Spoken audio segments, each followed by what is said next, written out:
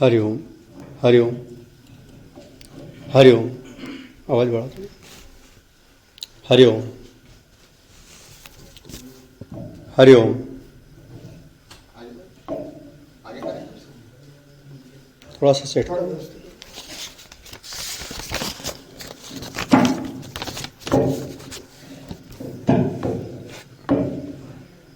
हरिओम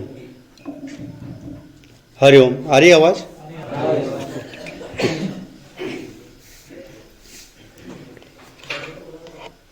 परम सम्मानीय डॉक्टर साहब गुरुजी के चरणों में शत शत नमन। सम्मानीय मंच, मेरे शिक्षक वृंद, शिक्षार्थी बंधुओं और व्यवस्थाओं में लगे हुए अन्य स्वयंसेवक बंधु, अभी अखिल भारतीय प्रतिनिधि सभा द्वारा एक प्रस्ताव पारित किया गया जिसमें तय गया कि इस वर्ष शिवाजी महाराज के हिंदवी स्वराज्य को, उनके राज्यारोहण को, उनके अभिषेक को 350 वर्ष पूर्ण हुए हैं।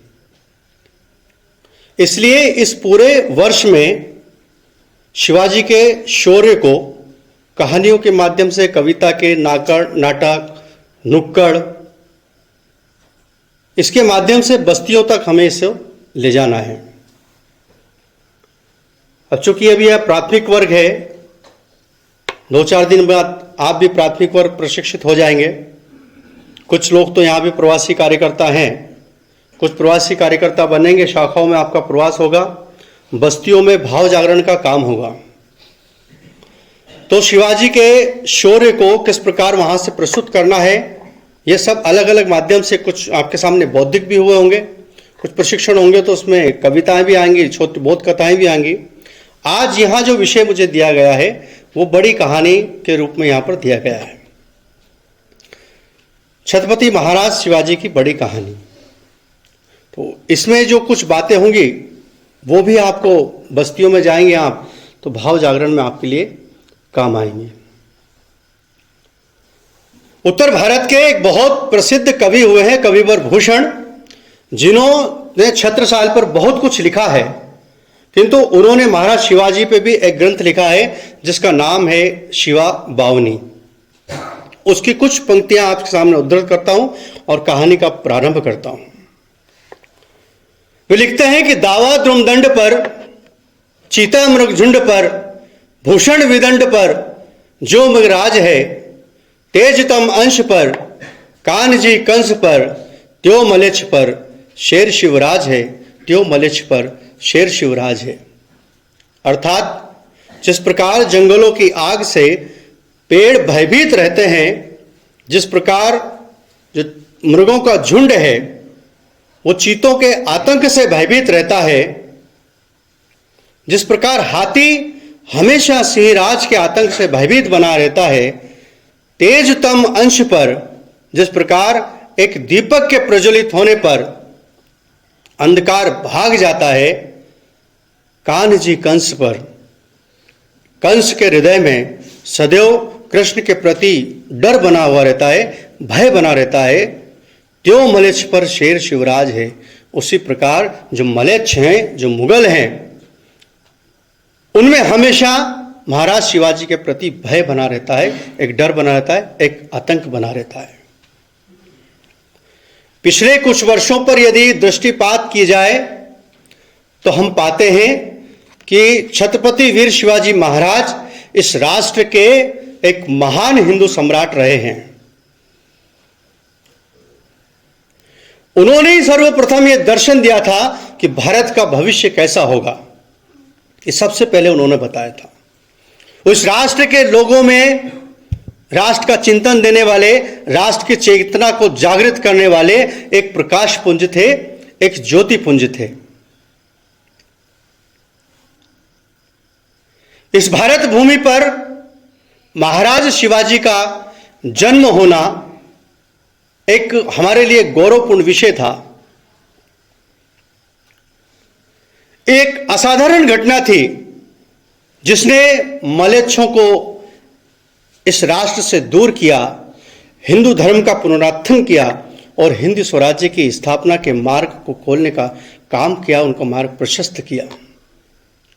वैसे तो यह हिंदवी स्वराज्य जो है वो उनके पिताजी शहाजीराव भोसले द्वारा ही इसका बीजारोपण कर दिया गया था, किंतु किन्हीं कारणों से मुगलों के द्वारा और आदिल शाह की सेना द्वारा उनका प्रयास विफल कर दिया गया।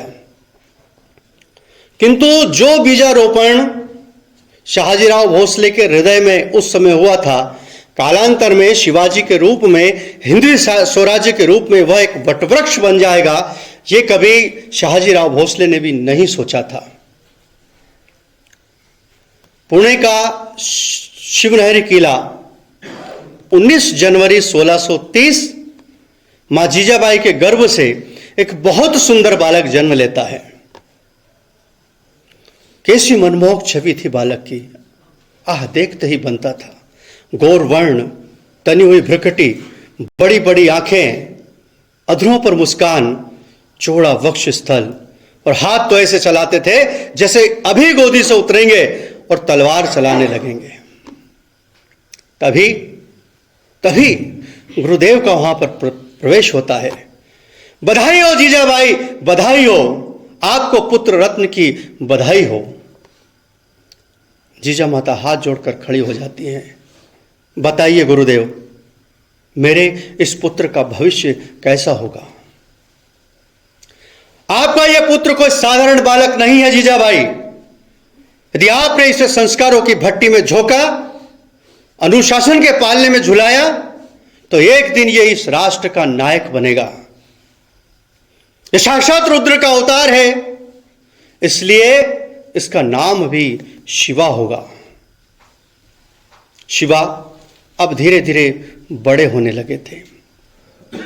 शिवाजी के जन्म के समय कुछ भारत की स्थिति ऐसी थी कि उत्तर भारत में तो पूरी मुगलिया सल्तनत थी, और दक्षिण, जिसे उस समय दक्खन कहा जाता था, वहां पर 3 रियासतें थीं, गोलकुंडा, बीजापुर और अहमदनगर। इन तीनों रियासतों के बीच में पूरा दक्षिण का क्षेत्र बटा हुआ था।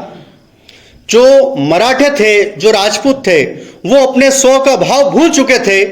परतंत्रता को उन्होंने अपने ऊपर ओढ़ लिया था, स्वतंत्रता का भाव उनके मन में नहीं था। कभी आदिल शाह की सेना के साथ लड़ते थे, कभी अहमदनगर चले जाते थे, कभी बीजापुर की सेना के साथ लड़ते थे। इस प्रकार स्व का भाव, जहां उन्हें ज्यादा पैसा मिलता उसके साथ चले जाते थे। उनकी निष्ठा राष्ट्र के प्रति नहीं रह चुकी थी। इतनी विषम परिस्थितियां जब शिवाजी महाराज ने जन्म लिया उस समय इस समाज की थी। शहाजीराव भोसले भी ऐसे थे, वो आदिल शाह की चाकरी करते थे, उनके दीवान थे, इसलिए उनकी निष्ठा कभी मुगलों के प्रति रहा करती थी तो कभी आदिल शाह के प्रति रहा करती थी। इसलिए शिवनेरी का जो किला था वो उनके इसी समझौते के कारण हमेशा सुरक्षित रहा करता था। लेकिन मन में एक अज्ञात भय था कि आखिर कब तक अपने ही सम्मानीय एक थे दादा कोंडदेव, उन्हें बुलाते हैं वो दादा, बाबोसा कहते थे, बाबोसा आज मैं आपसे कुछ मांगना चाहता हूं। बाबोसा कहने लगे, कहिए महाराज, जो कुछ दिया है आपका ही दिया है, आप आदेश करें, क्या चाहते हैं? बाबोसा, मैं चाहता हूं कि आप शिवनेरी के किले में जाकर जो मेरा पुत्र है शिवा, उसको शस्त्र का शिक्षण दीजिए। और यहां पर महाराज, यहां पर आपकी रक्षा कौन करेगा? आप मेरी चिंता न करें बाबोसा। क्या कह रहे हो प्रभु? क्या मातृभूमि के चरणों में आप अकेले ही रक्त रंजित होना चाहते हैं? क्या आप मुझे ये समझ रहे हैं कि मैं वृद्ध हो चुका हूं? तो राजन, ये आपकी भूल है। ये आंखें अभी बूढ़ी हुई हैं, किंतु बाहुबल अभी भी युवा ही है। ऐसी बात नहीं है बाबोसा। मुझे आपके बाहुबल पे कोई प्रश्न चिन्ह नहीं लगा रहा हूं। मैं चाहता हूं कि मेरा पुत्र शिवा आप जैसा ही पराक्रमी बने। बहुत अनुनय और विनय के बाद में बाबोसा बात मानते हैं और शिवनेरी किले में चले जाते हैं। यहां से जो शिवाजी हैं लगभग 5 वर्ष के हो जाते हैं और उनकी शस्त्र शिक्षा यहां पर प्रारंभ होती है दादा कोंडदेव के द्वारा। शस्त्र की शिक्षा उन्हें बाबोसा के द्वारा मिलती है और शास्त्र की शिक्षा उन्हें मां जीजाबाई के द्वारा मिलती है। रामायण, महाभारत, वेद, उपनिषद, हितोपदेश पंचतंत्र की कहानियां उनकी मां जीजाबाई उन्हें सुनाती है। सुनते सुनते शिवाजी प्रश्न करते हैं, मां तो क्या मैं भी राम बन सकता हूं? तो क्या मैं भी कृष्ण बन सकता हूं? मां जीजाबाई कहती है, क्यों नहीं पुत्र, जो धर्म ध्वजा को लेकर धर्म के रास्ते पर चलता है वही तो राम है, वही तो कृष्ण है। तो क्या मां मैं भी राजा बनूंगा? राजा? तुम्हें तो राजा बनना ही है पुत्र, तुम्हारा तो जन्म ही राजा बनने के लिए हुआ है। और एक बात ध्यान रखना, ये सामने जो किले पर हरा झंडा देख रहे हो ना, संपूर्ण भारत से तुम्हें यह हरा झंडा उतारना है और भगवत ध्वज चढ़ाना है। तुम्हें मां भारती का वैभव पुनः लौटाना है। क्या तुम मेरा यह काम करोगे पुत्र? कैसी बात करती हो माते, जिस पुत्र ने आप जैसी सिंहनी का दूध पिया हो उसके अदम्य शौर्य के आगे कोई टिक सकता है क्या? आपका ये काम ये पुत्र जरूर पूरा करेगा। तो एक बात और कहो माते, पुत्र एक वचन और दो कि जिस तरह तुम्हारे पिता सुल्तान आदिल शाह की चाकरी करते हैं, मुझे वचन दो भविष्य में तुम ऐसा कोई काम नहीं करोगे। तुम्हें अपना स्वतंत्र राज्य स्थापित करना है, तुम्हें अपना हिंदू स्वराज्य स्थापित करना है। मां को वचन देते हैं कि मैं कभी सुल्तान की चाकरी नहीं करूंगा, जैसा आपने मुझे कहा है मैं वैसा ही करूंगा। इधर शिव ने बेंगलुरु में उनके पिता जो हमेशा संघर्षों में उलझे रहते थे, इस वर्ष तक उनके दादा कोंडदेव के आशीर्वाद और मां जीजाबाई के आशीर्वाद से शिवाजी 12 वर्ष के हो चुके थे। 1642 की बात है। बेंगलुरु में उनके पिता जो संघर्ष में उलझे रहते थे, वो सोचते हैं कि एक बार शिवाजी और उनकी माता को यहां भी बुलवा लिया जाए। उनकी माता और शिवाजी बेंगलुरु के किले में आते हैं। यहां वे अपने पिता से जो कुछ सीखते हैं कि स्वतंत्रता के लिए कैसे असफल संघर्ष किया जाता है। उनके पिता एक उच्च कोटि के संस्कृत के ज्ञानवान थे, कुछ संस्कृत का ज्ञान हासिल करते हैं। समझौते करके हिंदू धर्म को और हिंदी संस्कृति को कैसे बचाया जा सकता है, ये सब उनके वो पिताजी से सीखते हैं। समय धीरे धीरे आगे बढ़ता है। शाहजी राव भोसले सोचते हैं कि आगे चलकर शिवा को आदिल शाह के दरबार में नौकरी ही करना है, चाकरी ही तो करना है, तो क्यों ना इसे सुल्तान से परिचय कराया जाए। तो एक दिन शिवा को बुलाते हैं। शिवा, ओ शिवा। शिवा आते हैं, कहिए पिताजी। चलो आज मैं तुम्हें सुल्तान से मिलवाता हूं। सुल्तान? कौन है सुल्तान? अरे तुम सुल्तान को नहीं जानते? सुल्तान आदिल शाह, जिसकी हम चाकरी करते हैं। नहीं, मैं समझ नहीं पाया। अरे तुम चलो तो सही, तुम दरबार में देखोगे तो सब समझ में आ जाएगा। अब शाहजीराव भोसले भी ये नहीं जानते थे कि ये जो शिवाजी को ले जा रहे हैं, एक साहसिक यात्रा उनकी किस मोड़ पर जाने वाली है। दोनों पिता और पुत्र दरबार में पहुंचते हैं।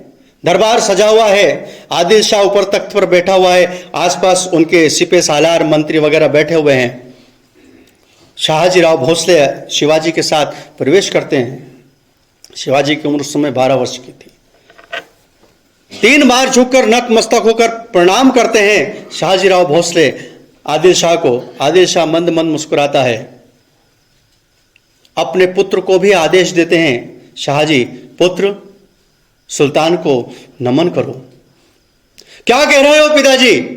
मैं इस मलेच्छ का सम्मान नहीं करूंगा जिसने मेरी मातृभूमि को खंडित किया है, जिसने मेरी मातृभूमि को अपवित्र किया है। क्या उसके सामने मैं नतमस्तक होऊंगा? यह कभी नहीं हो सकता, यह कदापि संभव नहीं है। सारा दरबार स्तब्ध रह जाता है। सुल्तान की आंखें अंगारों में बदल जाती हैं। चीखता हुआ कहता है, शाहजी, क्या तुमने अपने पुत्र को यह तालीम नहीं दी कि सुल्तान के सामने कैसे पेश होना चाहिए? दरबार की मर्यादा क्या है? आप क्षमा करें सुल्तान, बालक छोटा है, मैं इसे समझा दूंगा। शहाजीराव भोसले शिवाजी का हाथ पकड़ते हैं, खींच कर ले जाते हैं, लेकिन शिवाजी पलटकर सुल्तान को घूरते हुए रहते हैं। शिवाजी वहां से चले जाते हैं, लेकिन आदिल, जो सुल्तान आदिल था, उसकी आंखों से वो शिवाजी का तमतमाया हुआ चेहरा ओझल हो ही नहीं पाता। जिस प्रतिशोध की ज्वाला उसने शिवाजी की आंखों में देखी थी, वो उसे अंदर तक भयभीत कर देती है, उसे अंदर तक हिला देती है। पिताजी के साथ बेंगलुरु पहुंचते हैं शिवा, और उस घटना से शहाजीराव भोसले भी गद हो जाते हैं। बेंगलुरु में पहुंचकर अपने पुत्र को गले लगाते हैं और कहते हैं, पुत्र मैं तुझे समझ नहीं पाया, लेकिन अब मेरे स्वप्न को, इस हिंदी स्वराज के स्वप्न को तुझे पूरा करना है। कुछ समय फिर उसके अनुभव से, पिताजी से कुछ अनुभव सीखते हैं। एक दिन फिर शिवाजी को शहाजीराव भोसले बुलाते हैं। शिवा, आज मैं तुम्हें एक बड़ी जिम्मेदारी दे रहा हूं, आप आदेश करें पिताजी। क्या जिम्मेदारी है? शिवा, आज से मैं तुम्हें जो पुणे का शिवनेरी किला है उसका जागीरदार नियुक्त करता हूं और तुम्हारी माता का संरक्षण तुम्हें देता हूं। लेकिन एक बात ध्यान रहे पुत्र, इस एक किले से तुम्हें कई किले बनाना है और हिंदवी स्वराज्य की स्थापना करना है। यह स्वप्न हमेशा अपनी आंखों में पाले रखना है। आप चिंता ना करें पिताजी, आपका आशीर्वाद और मां तुलजा भवानी की कृपा से यह बहुत शीघ्र संभव होगा। तथास्तु, ये कहकर वहां से वो स्थान छोड़ते हैं, अपनी टुकड़ी को लेकर चलते हैं शिवाजी पुणे पाने के लिए। रास्ते में जब आते हैं तो देखते हैं कि कुछ लोग भयभीत होकर इधर उधर विचरण कर रहे हैं, इधर उधर रास्तों पर भाग रहे हैं। शिवाजी को एक राहगीर से पूछते हैं, क्यों भाई, क्या हुआ, तुम इतने भयभीत क्यों हो? महाराज, वो वहां पर एक कसाई चौराहे पर गाय को काटने वाला है और उसने सरेआम घोषणा की है कि आज इसको कोई नहीं बचा सकता। सुनकर शिवाजी का चेहरा तमतमा उठता है। टुकड़ी को आदेश देते हैं उस स्थान पर ले जाया जहां पर यह कुकृत्य किया जा रहा है। वहां पर पहुंचते हैं, देखते हैं कसाई हाथों में गाय गौ माता की रस्सी लिए है और एक हाथ में उसका छुरा है, वध करने ही वाला है। शिवाजी बोलते हैं, दुष्ट ठहर जा, इस गौ माता को अभी मुक्त कर। कसाई कहने लगा, हाँ हाँ मुक्ति तो कर रहा हूं, अभी आपके सामने ही मुक्त करूंगा, इसे एक ही छुरे में मैं खत्म कर दूंगा। शिवाजी कहते हैं, लगता है तुझे अपने प्राणों से मोह नहीं है। मूर्ख तो जानता नहीं है गौ माता हमारी आस्था का केंद्र है। 100 करोड़ देवी देवताओं का प्रतिरूप हम इसमें मानते हैं। फिर से कह रहा हूं, इसे छोड़ दे। बात उसकी समझ में नहीं आती है। शिवाजी क्रोध से तमतमा उठते हैं, अपनी तलवार निकालते हैं, एक प्रहार उस गौ माता की रस्सी पर करते हैं। उस कसाई का जो छुरा हाथ था वो यहां से कटकर धड़ से अलग हो जाता है, खून का फव्वारा फूटता है, उस खून से उसके चेहरे पर कालिक पुज जाती है।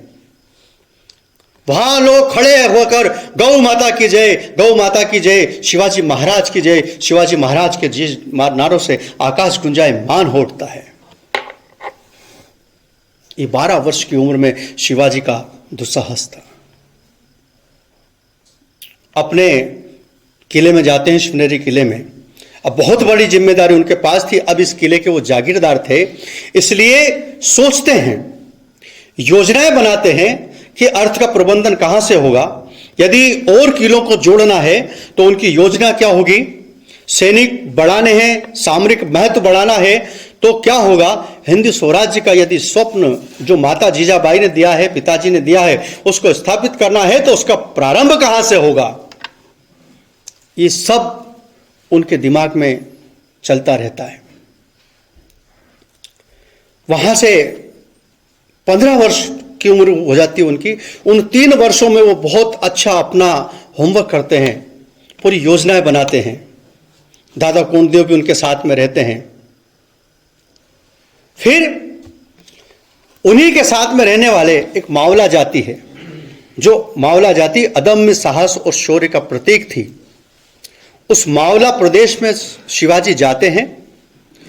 मावला में जो लोग थे, जाति के लोग थे, वहां अपने राजा को अपने पास में, अपने बीच में पाकर गद गद हो उठते हैं। शिवाजी वहां पर कहते हैं, आज मैं आप लोगों से कुछ मांगने आया हूं। तभी मुखिया वहां पर उठता है और कहता है, आप आदेश करें प्रभु, हमारी क्या हैसियत है कि आपको दे सकते हैं। आप क्या चाहते हैं स्पष्ट करें, जो कुछ हमसे बन पड़ेगा हम देंगे। शिवाजी महाराज कहते हैं, मुझे अपनी सेना बनानी है और उसमें आप लोगों का मुझे सम्मिलित चाहिए। क्यों? क्योंकि आप लोग पहाड़ों का सीना चीर सकते हो, चोटियां लांघ सकते हो, जंगलों में रहते हो, इसलिए जंगल से, भौगोलिक वातावरण से अच्छी तरह परिचित हो। सुनकर जो मुखिया था वो गद गद हो जाता है। क्या कह रहे हो महाराज, आप हमें अपनी सेना में सम्मिलित करेंगे? क्या हम भी अपनी मातृभूमि के लिए लड़ेंगे? अरे इससे अच्छा अवसर और क्या हो सकता है महाराज, आप आदेश करें, क्या करना है। शिवाजी महाराज खड़े होते हैं, चलिए सामने शिव जी का मंदिर है, वहीं चलकर प्रतिज्ञा करते हैं। सब लोग वहां पर जाते हैं, हाथ पकड़कर शिवाजी महाराज अपनी कटार निकालते हैं, अंगूठे पर चीरा लगाते हैं और रक्त से शिव जी का अभिषेक किया जाता है। हाथ पकड़कर सारे लोग प्रतिज्ञा लेते हैं, जब तक हिंद स्वराज्य की स्थापना नहीं कर लेते, मातृभूमि का वैभव पुनः नहीं लौटा देते, तब तक एक दूसरे का हाथ नहीं छोड़ेंगे। हर हर महादेव, हर हर महादेव के नारों से आकाश गुंजायमान हो उठता है। महाराज शिवाजी में राणा प्रताप का शौर्य और चाणक्य की चातुर्यता और उनकी कूटनीति कूट कूट कर भरी थी। अब टुकड़ी भी पर्याप्त उनके पास हो गई थी। महाराज शिवाजी सोचने लगे, सामरिक शक्ति तो हो गई है, किंतु उन्हें ये लगता था कि जब तक हमारे पास किले नहीं होंगे तब तक हम विजय अभियान प्रारंभ नहीं कर सकते। उनका मानना था कि साम्राज्य को यदि बढ़ाना है, कोई भी युद्ध यदि जीतना है, तो किलों का होना बहुत आवश्यक है। तो बिना लड़े उन्होंने चातुर्य से, बुद्धिमत्ता से तोड़ना का किला, चाकण का किला, भुवनकोट और संग्राम दुर्ग, ये 4 किले उन्होंने अपने आप उनसे ले लिए, जो उनके रक्षक थे, चौकीदार थे उनसे, आखिर वाकपटुता के कारण। एक सबसे बड़ी सफलता उन्हें तब मिली जब उन्होंने कोंडाना का किला, जो भी सिंहगढ़ के नाम से जाना जाता है, इनायत खान को रिश्वत दी और वो किला भी उन्होंने अपने पक्ष में कर लिया। बिना लड़े अब उनके पास 8 से 10 किले थे। ये खबर जब आदिल शाह तक पहुंचती है तो तिलमिला उठता है।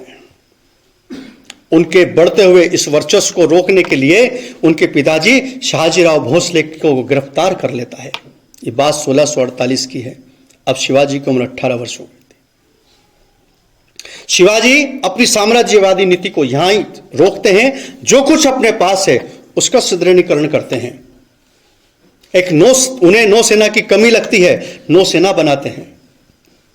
एक कहा जाता है कि उनकी नौसेना में 400 छोटे बड़े बड़े जहाज थे और 1000 नौसैनिक थे उनकी नौसेना में। यहां से चलते चलते 1656 तक हो जाता है। शिवाजी अब एक बहुत बड़ी सेना अपने पास रख लेते हैं और जो किलों का जो काम था निरंतर, वो तो चल ही रहा था, उसको रोकते नहीं है। अब तक उनके पास 20 से 25 किले थे। ये बात आदिल शाह को हजम नहीं होती है, चूंकि बचपन में जिस तमतमाता हुआ चेहरा शिवाजी का देखा था वो अब तक उसकी आंखों में था।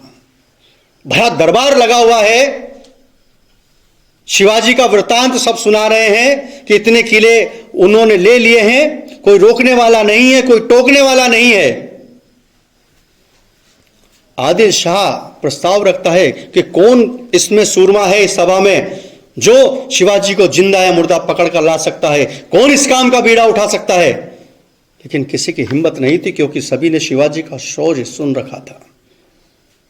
फिर भी एक व्यक्ति उठता है जिसका नाम था अफजल खान। लंबा चौड़ा व्यक्ति, 6 फुट और 2 इंच का। फतेह जिसके भाग्य में लिखी थी, ऐसा कहा था कि उसने जिस भी युद्ध में गया कभी खाली हाथ लौटा नहीं, कभी हार कर लौटा नहीं, हमेशा विजय होकर लौटा। 1.5 लाख की सेना लेकर शिवाजी को पकड़ने के लिए बीजापुर से चलता है। रास्ते में पंढरपुर पड़ता है। पंढरपुर में भयंकर आतंक उसके द्वारा मचाया जाता है। कई हिंदुओं को काट दिया जाता है, माता बहनों की अस्मत लूट ली जाती है। पंढरपुर में प्रसिद्ध मंदिर था, शिव मंदिर, उसको ध्वस्त किया जाता है। शिवाजी की आरिधी का, मां तुलजा भवानी के मंदिर को ध्वस्त किया जाता है कि शिवजी कैसे तो बाहर निकले। लेकिन शिवाजी जो थे वो शौर्य के साथ साथ बुद्धिमत्ता से काम लेने वाले भी थे। अब उनके पास सेना तो मात्र 5, 7, 10 हजार की थी, उसके साथ 1.5 लाख की सेना के साथ लड़ना कोई बुद्धिमत्ता नहीं थी। इसलिए उन्होंने सीधा संपर्क करना उनसे उचित नहीं समझा।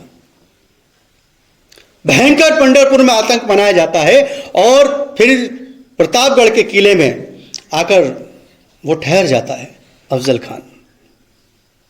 इधर अफजल खान ठहरता है तो शिवाजी भी सोचते हैं अब ये ठहर गया है तो कुछ ना कुछ प्रपंच किया जाए। शिवाजी एक पत्र लिखते हैं अफजल खान को कि मारकाट करने से कोई मतलब नहीं है, हम बैठकर बात भी तो कर सकते हैं। पत्र अफजल खान के पास पहुंचता है। अफजल खान उसका जो अंगरक्षक था सैयद मुंडा, वो लेकर जाता है। अफजल खान जैसे ही पढ़ता है हंसता है, हा हा हा हा हा। देखा सैयद, मैं ना कहता था ये पहाड़ी चूहा मुझसे लड़ नहीं सकता है, डर जाएगा। और आज भी हुआ भी यही, हथियार डालने के लिए तैयार है। सैयद मुंडा कहता है लेकिन जहां पना उसकी एक शर्त और है। अरे कौन सी शर्त है? सब शर्त मानने को तैयार हैं, अब तो वो हमारे हाथ में आ जाएगा। उसका कहना है कि जो वार्ता होगी वो इस प्रतापगढ़ के किले में नहीं होगी, वो नीचे तलहटी पर होगी, वहां एक शामियाना लगा जाएगा। बोले कोई परेशानी नहीं, कहीं भी मिले, हमें तो उससे मिलना है। अफजल खान तैयार हो जाता है। नीचे शामियाने में उनकी बैठक की व्यवस्था की जाती है। तय किया जाता है कि अंदर केवल कोई नहीं होगा, केवल अफजल खान रहेगा और शिवाजी महाराज रहेंगे, बाहर दोनों के अंगरक्षक रहेंगे। इधर शिवाजी अपनी योजना बनाते हैं। उनका भी एक अंगरक्षक था जीवमाला, उन्हें योजना बताते हैं कि जब मैं वार्ता करने जाऊंगा अफजल खान से तो तुम जो अपनी नजर है, अपनी दृष्टि उसके अंगरक्षक सैयद मुंडा पर ही रखना और अपनी सेना को तैयार रखना। जैसे ही अंदर से चीख की आवाज आए, शंख बजा देना ताकि सेना समझ जाए कि आक्रमण करना है। इतनी तैयारी हो जाती है। अब शिवाजी को मालूम था कि धोखा हो सकता है, इसलिए लोह कवच धारण करते हैं, बागनाका अपने हाथ में छुपाते हैं। अपने गुरु समर्थ रामदेव जी से आशीर्वाद लेने जाते हैं। आशीर्वाद लेने जाते हैं, वहीं पर गागा भट्ट भी बैठा रहता है, महान ज्योतिष था। गुरु के जैसे ही चरण स्पर्श करते हैं, समर्थ गुरु रामदास जी कहते हैं बताइए गागा भट्ट, शिवाजी का भविष्य में क्या लिखा है, वार्ता करने जा रहे हैं। गागा भट्ट उनकी कुंडली देखते हैं और कहते हैं कि यदि शिवाजी गए तो जीवित नहीं लौटेंगे। गुरुजी मंद मंद मुस्काते हैं और कहते हैं कि अपने सिर पर घोड़े की लीद बांध कर जाना। तथास्तु। गुरु का आशीर्वाद लेते हैं, वहां पर उससे वार्ता करने के लिए जाते हैं। प्रतापगढ़ के शामियाने के नीचे दोनों की वार्ता का आयोजन होता है। कुछ सुलह समझौते की बातें होती हैं। फिर अफजल खान कहता है कि चलो बहुत हुआ, अब समझौता हो गया है, आओ हम गले मिलकर इस वार्ता को और अधिक मजबूत करें। शिवाजी जानते थे कि छल का धृतराष्ट्र जब आलिंगन करे तो पुतला ही आगे बढ़ाना चाहिए। गले मिलने गए, लेकिन बहुत लंबा चौड़ा था अफजल खान। जैसे ही शिवाजी को गले लगाया, उसने इधर साइड में दबा लिया और एक हाथ से छुरा निकाला और उनकी पीठ में घोंप दिया। ये शिवाजी तो पहले ही सावधान थे, वो तो लोह कवच धारण करके गए थे। जैसे ही आघात हुए, पता हुआ कि कुछ धोखा हुआ है, उन्होंने अपना बाग नाका निकाला, साइड में अफजल खान की पसलियों में घुसेड़ा और हाथ डालकर उसकी आंतड़ियां बाहर निकाल दी। अफजल चिल्लाया, धोखा धोखा धोखा, दगा दगा दगा। इतना सुनते ही उसका जो अंगरक्षक था वो दौड़ने लगता है अंदर। इधर से जीवमाला भी तटस्थ था, वो जैसे ही देखता है कि सैयद मुंडा अंदर जा रहा है, वो भी तुरंत दौड़ता है, हवा में एक छलांग लगाता है, सैयद मुंडा का सिर वहीं कट जाता है। उधर अफजल खान भी धराशायी हो जाता है। खून से लथपथ शिवाजी बाहर निकलते हैं। शंख की ध्वनि बजती है, सेना आक्रमण करती है, भयंकर रक्तपात मचता है, किंतु मुखिया के अफजल खान तो मर गया, इसलिए उस सेना के वहां पर पांव उखड़ जाते हैं। सेना भाग खड़ी होती है। लगभग 40,000 लोगों को बंदी बनाया जाता है उसमें, उन मलेच्छों की सेना से। बहुत अपार धन संपदा वहां पर आती है। खून से सने हुए शिवाजी पुनः अपने गुरु के पास जाते हैं। गागा भट्ट वहीं बैठे हुए रहते हैं। गुरुजी कहते हैं, क्यों, तुम तो कहते थे ये शिवाजी मारे जाएंगे, कौन है ये, शिवाजी का भूत है। गागा भट्ट हाथ जोड़कर कहते हैं कि जिस पर गुरुदेव की कृपा हो उसका ग्रह और नक्षत्र भी कुछ नहीं बिगाड़ पाते, यह आपकी कृपा है। उसके बाद जितनी भी लूटी हुई धन दौलत थी, यहां तक कि अफजल खान की पत्नियां और उनके पुत्र भी बंदी बना लिए गए थे, लेकिन ये शिवाजी का पराक्रम था, ये शिवाजी की जो कूटनीति थी, ये उनका परोपकार था कि उनको वापस वहां से छोड़ दिया जाता है, ससम्मान उन सबको लौटा दिया जाता है, केवल धन संपदा अपने पास उनका रखते हैं। उनका मानना था कि एक बार यदि शत्रु समाप्त हो गया तो शत्रुता भी समाप्त हो गई। ससम्मान अफजल खान के शव को दफनाया जाता है। अफजल खान के मरने की खबर जब आदिल शाह को मिलती है तो वह तिलमिला उठता है। इस बार 1 लाख की सेना के साथ लेकर फिर से रुस्तम जमान को भेजता है। अब मजे की बात देखिए, रुस्तम जमान कौन था? रुस्तम जमान वही था जिसको शिवाजी ने जीवन दान दिया था, जो उन 40,000 लोगों में था। जिसे जीवन दान दिया वो पुनः सेना लेकर आ गया। लेकिन इस बार शिवाजी प्रतापगढ़ किले में थे, उन्हें लग रहा था कि वहां से आने वाले हैं, तो शिवाजी ने इस बार अपनी युद्ध नीति बदली। पहले चाणक्य की नीति थी, इस बार महाराणा प्रताप की शौर्य की नीति थी। उन्होंने कहा कि 1 लाख की सेना है तो क्या हुआ, हम लोग अब सामने से आक्रमण करेंगे।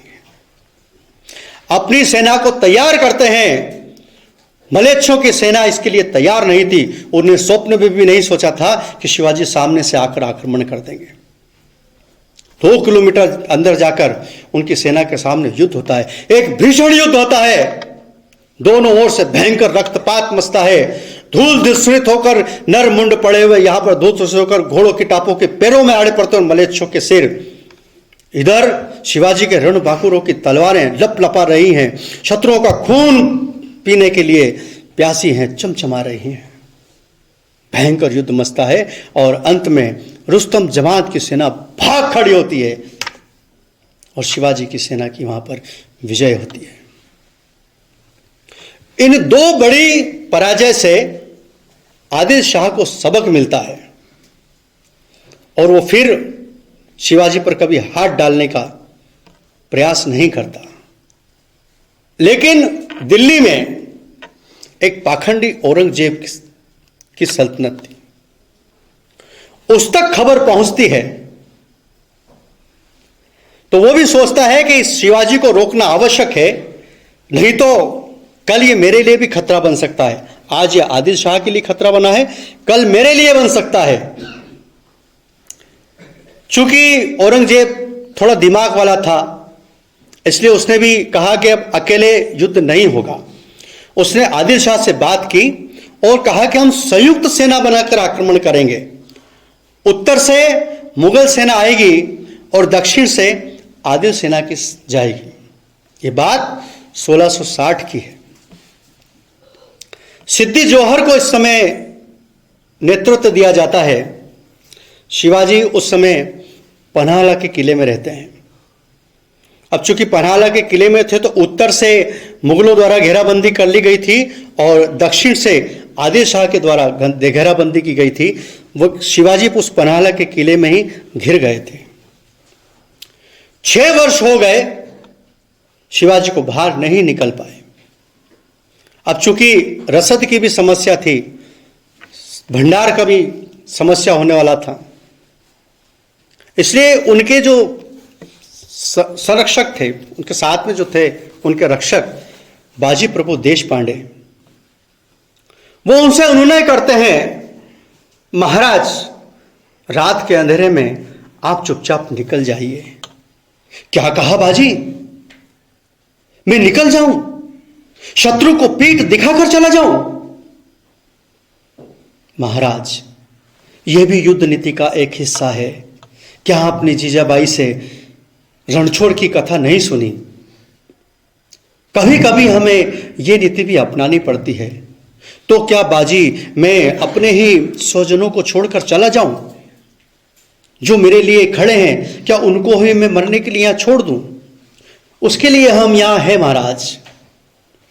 भविष्य के संग्रामण योजनाओं के लिए आपका जीवित रहना आवश्यक है। हिंद स्वराज्य की यदि स्थापना करनी है तो आपका जीवित रहना आवश्यक है। भारती का वैभव यदि लौटाना है तो आपका जीवित रहना आवश्यक है। जिद मत कीजिए महाराज, समय बहुत कम है। आप निवेदन को मानिए, समय की गंभीरता को समझिए। बहुत आग्रह करने के बाद शिवाजी मानते हैं। बाजी प्रभु देश पांडे को गले लगाते हैं। उन्हें मालूम था कि ये अब बचने वाला तो है नहीं। से कहते हैं, बाजी तुम्हारा ये सर्वोच्च बलिदान ये भारत हमेशा स्मरण रखेगा।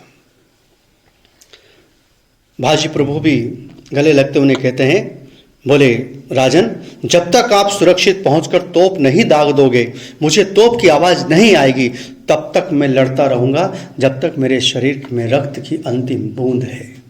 ये मेरा आपको वचन है। रात के अंधेरे में कुछ सैनिकों सहित शिवाजी महाराज वहां से निकल जाते हैं।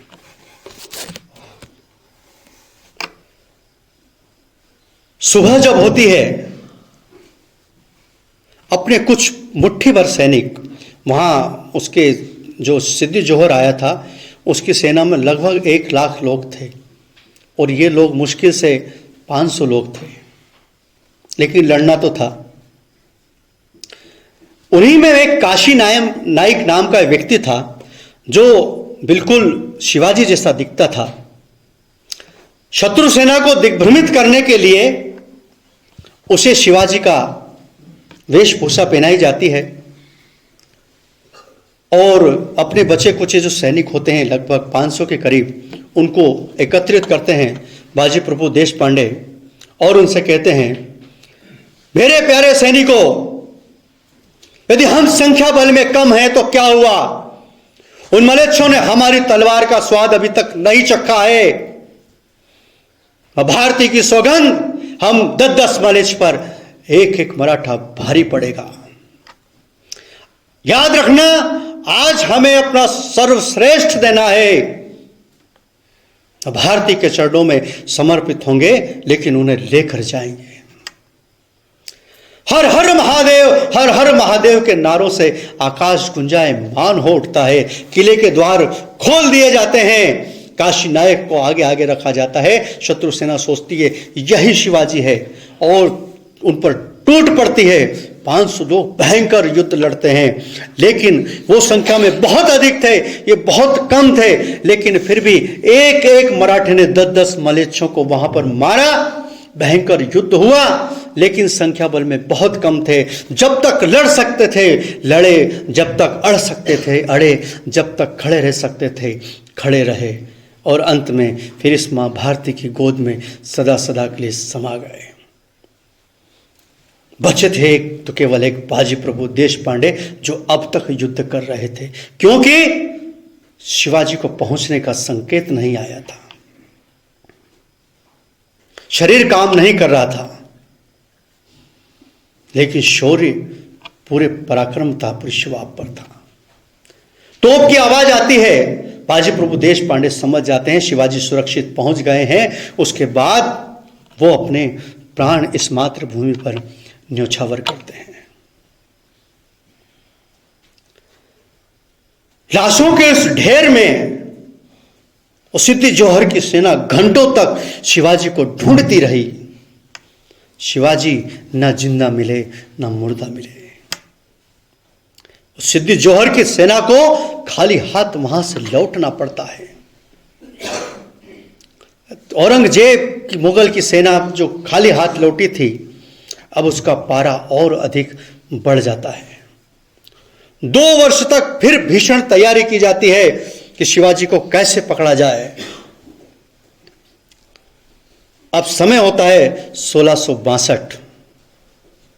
इस समय एक औरंगजेब का मामा था, शाहिस्ता खान। मामू, आपको जाना है शिवा को पकड़ने, क्योंकि अब ये किसी के बस की बात नहीं रही है। शाहिस्ता खान जब दिल्ली से चलता है लश्कर लेकर, 1.5 लाख की सेना लेकर चलता है। 1.5 लाख की सेना रास्ते में लेकर चलता है। उसने भी भयंकर रक्तपात मचाया, हिंदू मंदिरों को तोड़ा, हिंदू भाइयों पर बहनों पर बहुत अत्याचार किया और पुणे के लाल महल में जाकर, लाल किले वहां पर जाकर वो अपना स्थायित्व बना लेता है। शिवाजी भी इसी बात की प्रतीक्षा कर रहे थे, क्योंकि घूमते हुए तो उस पर आक्रमण कर नहीं सकते थे, क्योंकि 1.5 लाख की सेना थी, कि ये कब रुके, कब इसके लश्कर का स्थायित्व हो और मैं अपनी योजनाओं को मूर्त रूप दूं। जिस अवसर की तलाश में शिवाजी थे वह अब मिल चुका था। अब 1.5 लाख लोग थे। उस लाल महल को चारों तरफ से घेर लिया गया था। इतना तीक्ष्ण पहरा था कि परिंदा भी पर नहीं मार सकता था। लेकिन शिवाजी तो शिवाजी थे। अंदर से खबर निकलवाते हैं कि पुणे में 3 दिन बाद कोई विवाह समारोह होने वाला है और एक बारात आने वाली है। 3 दिन बाद जब बारात आती है तो बाराती बनकर डोली में बैठ जाते हैं शिवाजी और कुछ उनके सैनिक, और चुपके से उस पुणे के नगर में प्रवेश कर जाते हैं। और पुणे का जो नगर था, लाल महल था, वो तो शिवाजी के बचपन का खेल था, बचपन वहीं बीता था, इसलिए उसके चप्पे चप्पे से शिवाजी वाकिफ थे, परिचित थे वहां थे। गुप्त रास्ते से पहुंच जाते हैं महल के अंदर। शाहिस्ता खान को आभास हो जाता है कि कुछ ना कुछ खतरा है। शाहिस्ता खान जैसे ही उठता है, शिवाजी की नजर उस पर पड़ती है। आगे आगे शाहिस्ता खान, पीछे पीछे शिवाजी। जैसे जैसे जाता है चिरागों को बुझाता जाता है, अंधेरा होता जाता है, लेकिन शिवाजी की आंखें उसको ओझल नहीं कर पाती हैं। शिवाजी भी निरंतर उसके पीछे दौड़ते रहते हैं। जाकर औरतों के हरम में छुप जाता है, लेकिन शिवाजी से बच नहीं पाता है। शिवाजी भरपूर शाहिस्ता खान पर एक प्रहार करते हैं, झरोके से कूद जाता है। प्रहार उसके सीधे हाथ पर पड़ता है, 3 उंगलियां उसकी कट जाती हैं। दुर्भाग्य से वह बच जाता है। और फिर जब शाहिस्ता खान वहां से दौड़ जाता है, फिर से शिवाजी की सेना आक्रमण करती है और उस पुणे के किले को विजय कर लेती है। अब तक शिवाजी ने अपने पास बहुत सारे किले कर लिए थे। अब इस छापामार पद्धति से औरंगजेब परेशान हो जाता है। फिर से योजनाएं बनती हैं। समय हो जाता है 1665 तक। अब मैंने आपको पहले ही बताया था कि औरंगजेब थोड़ा दिमाग वाला भी था। इस बार उसने पूरा एनालिसिस किया कि जितने भी योद्धा गए वो सब शिवाजी से मार खाकर आए। क्यों मार खाकर आए? तो समीक्षा करता है कि वो सभी मुस्लिम थे। अब शिवाजी क्योंकि हिंद स्वराज्य के लिए लड़ रहा है, तो अब कोई ऐसा योद्धा उनके सामने भेजना चाहिए जो हिंदू हो।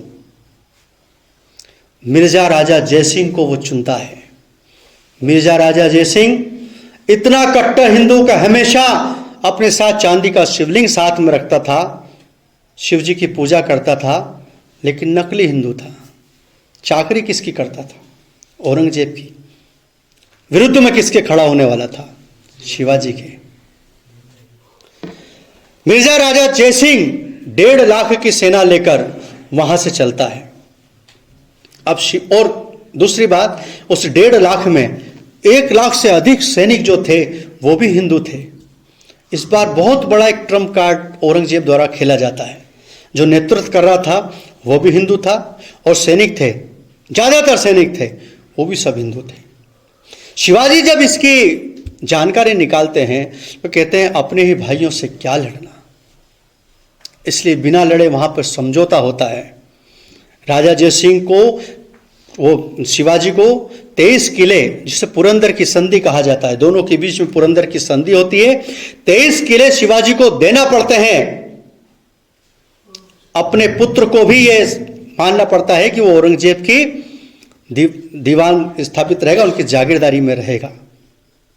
अब जयसिंह कहता है कि चलो इतनी बातें हो गई है, समझौता हो गया है, तो तुम हमारे साथ आगरा ही चलो, वहीं सुल्तान से भी मिल लेना, बाकी बातें भी हो जाएंगी। शिवाजी कहते हैं कि जो अपने भाइयों का नहीं हुआ, जिसने राजगद्दी के लिए अपने भाइयों का कत्ल कर दिया, जिसने अपने पिता को जेल में डाल रखा है, क्या गारंटी है कि वो मेरे साथ ऐसा बर्ताव नहीं करे। राजा जयसिंह आश्वस्त करते हैं कि ऐसा नहीं होगा, तुम्हें मेरा पुत्र राम सिंह स्वयं संरक्षण देगा, मेरी बात पर विश्वास रखिए। लेकिन शिवाजी भी उनसे कुछ समय मांगते हैं कि अभी तो मैं साथ नहीं चलूंगा, कुछ समय बाद आऊंगा। अब चूंकि जाना था, अनिवार्य था, 1666 में आगरा की यात्रा शिवाजी तय करना प्रारंभ करते हैं। ये यात्रा उनकी बहुत साहसिक और इतिहास में एक नया मोड़ देने वाली यात्रा थी। यहां से प्रारंभ होते हैं, रास्ते में कई जगह उनका स्वागत सत्कार भी होता है। आगरा जब पहुंचते हैं तो उन्हें ऐसा, पहले उन्होंने सोचा था कि जब हम पहुंच जाएंगे तो औरंगजेब के द्वारा स्वागत सत्कार किया जाएगा, लेकिन जब वो सभा में पहुंचते हैं तो ऐसा कुछ नहीं होता है। उनको और उनके पुत्र को नजरबंद कर दिया जाता है, जेल में नहीं डाला जाता है, एक महल में ही रखा जाता है, लेकिन महल के बाहर जाने की अनुमति नहीं दी जाती है। सारी सुख सुविधाएं थी, वो एक गिरफ्त में थे। शिवाजी सोचने लगे, दिमाग चलाने लगे कि अब कुछ तो करना ही है, यहां बैठे तो रह नहीं सकते हैं। वहां सेवा बस्तियों में वहां से कुछ मिठाई के टोकरे जाया करते थे निरंतर, डेली। एक दिन अवसर पाकर अपने पुत्र के साथ उन मिठाई के टोकरों में बैठ जाते हैं और उस औरंगजेब की जो कैद थी उससे वहां से वो निकल जाते हैं। रात के अंधेरे में निकलते हैं। सुबह जब मालूम पड़ता है कि शिवाजी चले गए हैं तो हाहाकार मच जाता है, चारों ओर ढूंढते हैं, लेकिन शिवाजी तो बहुत दूर निकल जाते हैं। रात में ही योजना बनती है, उनके पुत्र और वे उत्तर की तरफ चलते हैं और उनके जो साथी थे वो दक्षिण की ओर जाते हैं। उत्तर में अपने पुत्र को एक अपने मित्र के यहां रखते हैं और स्वयं अकेले दक्षिण में जाकर अपने किले पर माँ जीजाबाई से जाकर मिलते हैं। 2 महीने में पहुंचे थे वो, दाढ़ी मूछ सब कटा ली थी उन्होंने ताकि उन्हें कोई पहचान नहीं सके। ये छद्म वेश भी उन्हें धारण करना पड़ता था। तो वहां से जब वो चले तो जीजाबाई ने तो उन्हें पहचान लिया, लेकिन शिवाजी ने यहां पर किसी को नहीं बताया कि पुत्र कहां है। उन्होंने कहा कि पुत्र जो है उसकी तो हत्या हो गई, मर गया है वो, उनका जो पुत्र था। इसके पीछे उद्देश्य यह था कि यह खबर औरंगजेब तक पहुंचती तो उसके कलेजे को ठंडक मिलती, ताकि वो कुछ देर शिवाजी को थोड़ा मुक्त छोड़ देता। और हुआ भी यही, उनकी यह चाल कामयाब रही। औरंगजेब तक खबर पहुंची कि शिवाजी का जो पुत्र है संभाजी वो मृत्यु को प्राप्त हो गया है। वो बहुत खुश हुआ, लेकिन शिवाजी कहां ठहरने वाले थे। फिर से अपना साम्राज्य एकत्रित किया और अब इस समय, ये जो समय था ये था 1670 तक। इसमें अपने पुत्र को भी उन्होंने यहां पर बुलवा लिया। 1670 का समय एक ऐसा समय था कि जो मैंने 3 रियासतें बताई आपको, बीजापुर, गोलकुंडा और अहमदनगर, वो सब समाप्त हो गई। अब केवल वहां पर भगवा ध्वज था और शिवाजी का राज था। पूर्वोत्तर में भी शिवाजी का राज था, इधर गुजरात तक शिवाजी का राज था। 1670 तक शिवाजी को अब औरंगजेब ने भी स्वतंत्र राजा की मान्यता दे दी थी और आदिल शाह और इन रियासतों पर आक्रमण करने की स्वतंत्रता दे दी थी। किंतु इतने सारे जो, और इसके बाद जो 1670 में जो काम हुआ ये पूरा उन्होंने किले लिए, जो पुरंदर की संधि में 23 किले चले गए थे वो भी शिवाजी ने ले लिए। अब सब कुछ उनके पास था, केवल एक बात खटकती थी, जो कोंडना का किला था, जो सिंहगढ़ का किला था, वो उनके पास नहीं था। एक बहुत बलशाली सेनापति उनके पास रहे थे, तानाजी मालुसरे, मूवी देखी होगी आपने उनकी। उस समय उनके बेटे रायबा का विवाह होने वाला था।